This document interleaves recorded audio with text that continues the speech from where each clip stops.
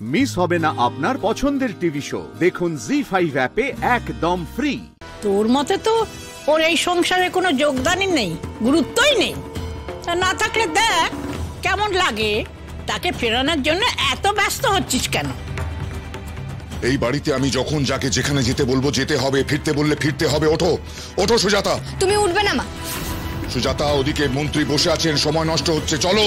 আর যাই হোক মা এখান থেকে কোথাও যাবে না।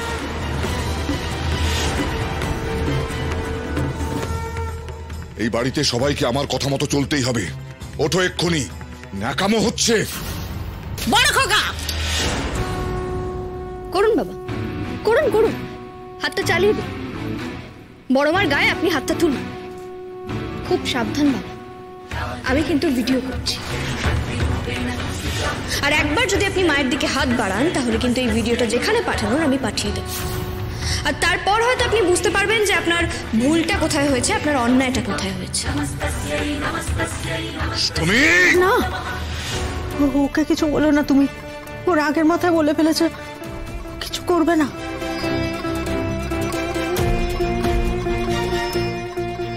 তুমি কি আমাকে হুমকি দিচ্ছ অষ্টমী? ওটা আমার অভ্যেস নয়, তবে এতদিন ধরে আপনি যেগুলো যেগুলো করেছেন সেগুলো আমি আপনার চোখে আঙুল দিয়ে দেখিয়ে দিচ্ছি।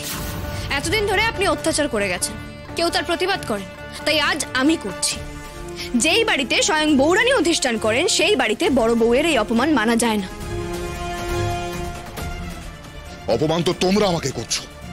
তোমাদের জন্য মন্ত্রীর সামনে মান সম্মান সব খোয়া যাবে, আমার মাথা হেঁট হবে। আমার কিচ্ছু যায়নি, আমি আপনার মান সম্মান সব ফিরিয়ে দেব।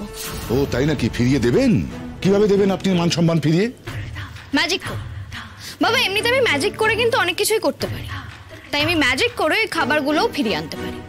কিন্তু তার বিনিময়ে আপনাকে একটা জিনিস আমায় দিতে হবে।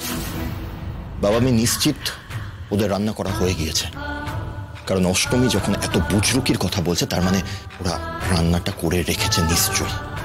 হ্যাঁ, আমরা রান্না করেছি। যে কটা পদের কথা বলা হয়েছিল সেই সব কটা পদ আমরা রান্না করেছি।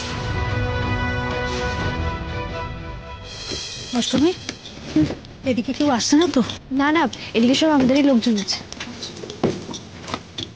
মা, এই নারকেল দুটো ফাটিয়ে ফেলেছি, আর কি করবো বলো? আপনি এবার একটু জিরিয়ে নিন, আর দেখবেন যেন এদিকে কেউ না আসে।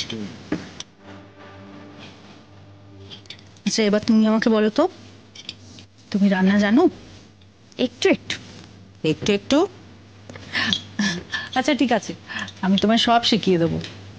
জানো তো, মানুষের মন জেতা সব থেকে সহজ রাস্তা হলো পেট। পেট ঠান্ডা থাকলে মানুষের মন সহজেই জিতে নেওয়া যায়। এই দেখো, এটা এই যে সর্ষে বাটা আছে, সর্ষে পোস্ত দিয়ে কাঁকরোলের পাতুরি বানাবো। এটা কিন্তু আমার আয়ুষ্মানেরও খুব প্রিয়। তাই? শিখে নাও, এরপর তো এ বাড়ির হাল তোমাকেই ধরতে হবে।